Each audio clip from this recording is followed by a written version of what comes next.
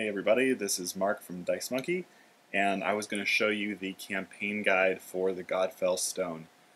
I've had a lot of people asking about the book and wondering what's in it. This is the booklet that I gave all the players, and this is just the preliminary. As the game goes along, they're going to actually have more stuff to put in it. So, first of all, there's the cover, which I designed. The artwork is actually from, I believe, Open Grave. I couldn't tell you what page I found on the Wizards website. They had a wallpaper that had that. And so I did some editing. I made the shield come down below it. And then this is actually the cover of another D&D book that I just removed any previous sign of, and I added in my own text.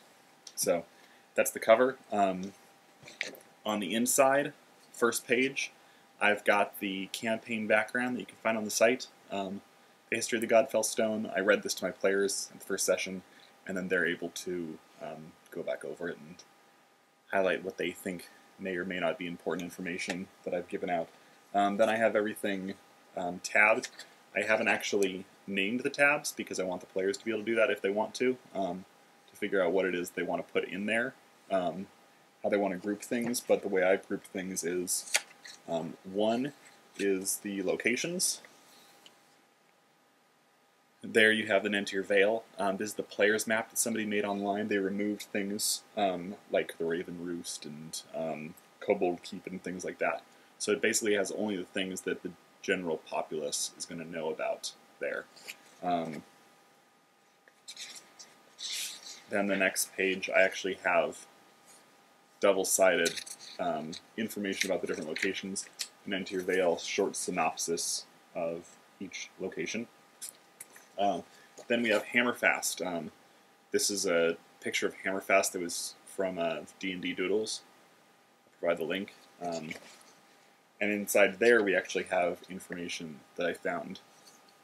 It's all about Hammerfast, 2 pages worth. Now what I plan on doing in the future is, as they go from location to location, I'm actually going to have all the locations in Nentir Vale. I actually already have them written up, and as they go along, they're going to be able to add those pieces to here so that they know general information. But I don't have information that they shouldn't know about. I think I briefly mentioned the river rats in the Fall Crest, but I don't actually mention who's in charge, things like that. Second tab, I've got all about the gods. I found most of this information all on Wikipedia. I compiled it and cleaned it up and made it look nice.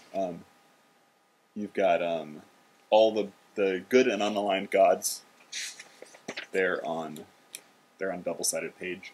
I have the evil gods,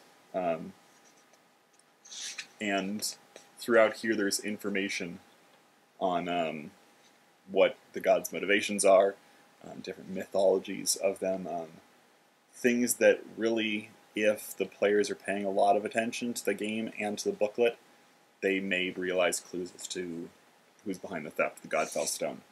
I have deceased and former deities, which is important in a campaign where gods are dying. And I've got non-deities, which is important because, for example, Orcus isn't a deity. I have Grast, Demogorgon, Yingogu, Yinogu, the Demon Lord of Knolls, Kaz the Bloody-Handed, and the Lady of Pain. Specifically to mention Sigil, which is going to be a pretty important location in the future, hopefully. Then the rest of them are empty because I'm going to include things like, I eventually want to include some puzzles that are in the Draconic language, so I'm going to have to include translation guides for the Draconic language. Simple stuff. I'm not going to go into detail. I found a guide online that was a 100-page document of all of the words in Draconic, which I'll just draw some of those words from to put it all into the guide, and those words will be used for translation. I have the 4th edition combat crib sheet, which I found. It is designed by Kieran Robertson. I'll try to find the link so you know how to get that. And then I've got this D&D crib sheet that has all the rules for everything, including special rules for fallings, different things for skills. That's from Kassoon.com. And then finally, I've got a slipcover for their character sheet, and so they can pull their character sheet out and use it.